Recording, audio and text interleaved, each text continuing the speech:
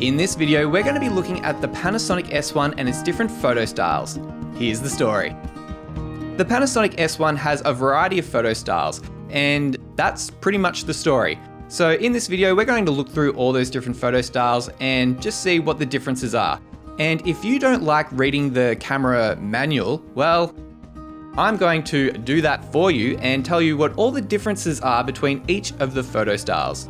So if you like seeing different video examples of different photo styles, boy do we have a treat for you.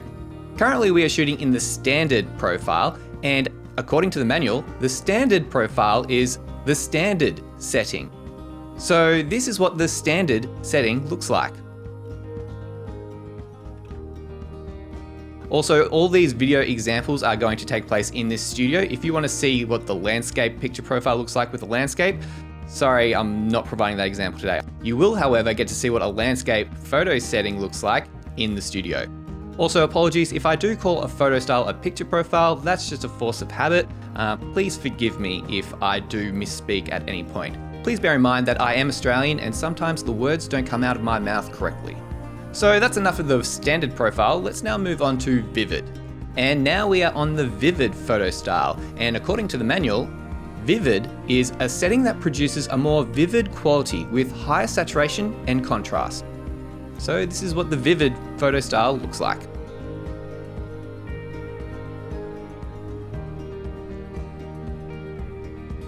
Now we've moved on to what is one of the two main photo styles that I normally use, Natural. And Natural, according to the manual, is a setting that produces a softer quality with lower contrast.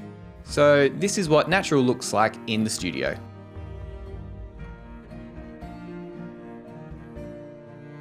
And as I just said before, this is one of the photo styles that I regularly use. It's one of the photo styles that I find to be the most pleasing and easiest to edit when I get it into Premiere Pro. Normally I shoot Vlog, but that requires a lot of editing and post-processing. So if I'm wanting to edit something with little color correcting and post-processing, I'll just go straight to the Natural photo style. And I typically use Natural when I'm shooting in 8-bit as well and aren't able to shoot in 10-bit. Mostly when I'm shooting 50p, because 50p you can't shoot 10-bit internally to the Panasonic S1. Now we've moved over to the Flat photo style. And according to the manual, flat is a setting that produces a flatter image quality with lower saturation and contrast. So this is what flat looks like in the Panasonic S1.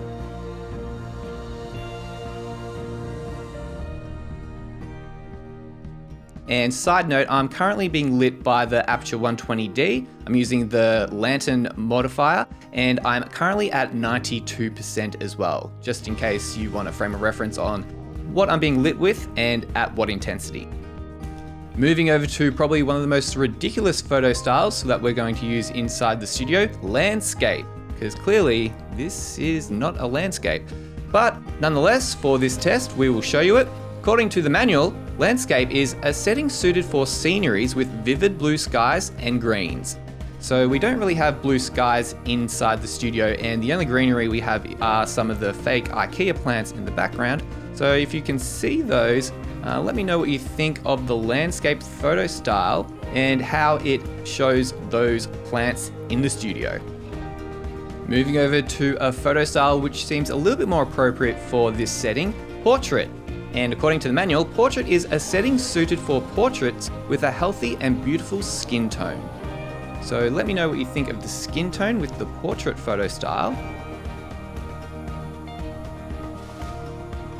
And now moving over to the next photo style, and it's monochrome. And according to the manual, monochrome is a monochrome setting with no color shades.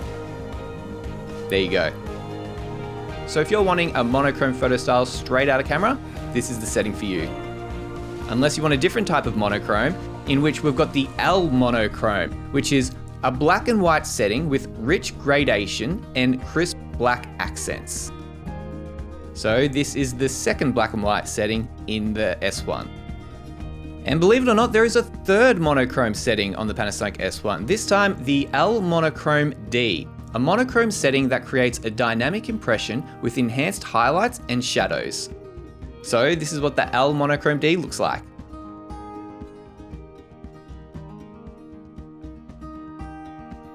And now we're back in color and we are on the Cine Like D photo style. And according to the manual, this is a setting that creates a film-like finish touch using a gamma curve that gives priority to the dynamic range. This function is suitable for video editing processes. So if you want to know what Cine Like D looks like on the Panasonic S1, this is what it looks like. And now we've skipped over to Cine Like V. And Cine Like V is a setting that creates a film-like finishing touch using a gamma curve that gives priority to the contrast. So this is what Cine Like V looks like in the studio.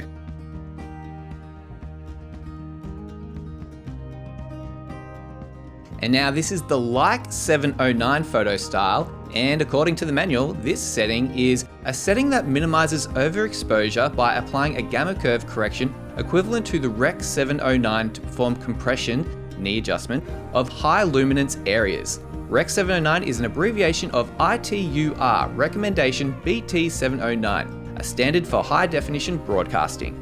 So if you understood anything that I just said, that's great, and this is what Like 709 looks like.